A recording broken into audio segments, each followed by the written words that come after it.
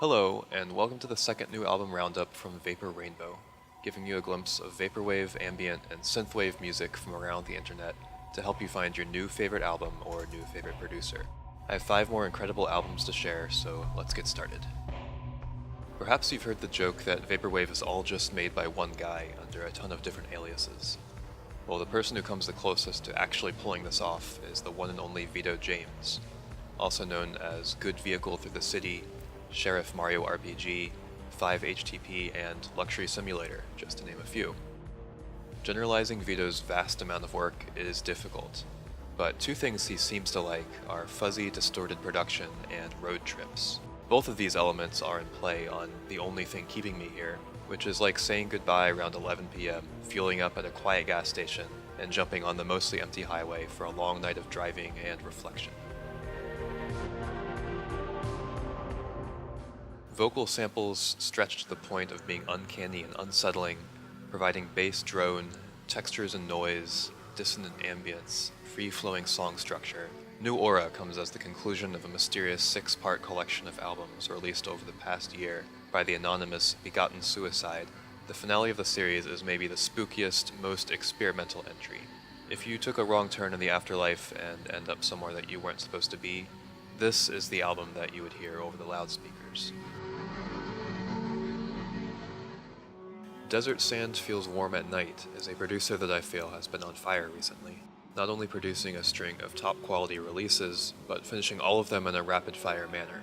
So it was with much anticipation that I streamed Beneath the Hanging Gardens of Babylon, and was treated to an ambient vaporwave album that draws not only on Virtual Dream Plaza, the clearest influence, but also Mallsoft, with nods to pioneers such as Cat Systems Corp. And Fantasy, using this to transport us to a guided tour of the warm, lush gardens brought back to life. Look's Amor Machine showcases a wide variety of musical styles, lightly imprinted upon a canvas of ambient tones with minimalist beats. On this framework, Renjā constructs edifices using IDM and shoegaze mixed with ambient, as well as trap and hip-hop influence, auto-tuned R&B style vocals, and folksy acoustic songwriting, all varying wildly from one track to the next. The challenge with ambient music is always keeping it interesting while simultaneously not foregrounding it to the realm of distraction. And part of how Renjā solves this challenge is to expertly weave together these different styles into a cohesive ambient experience.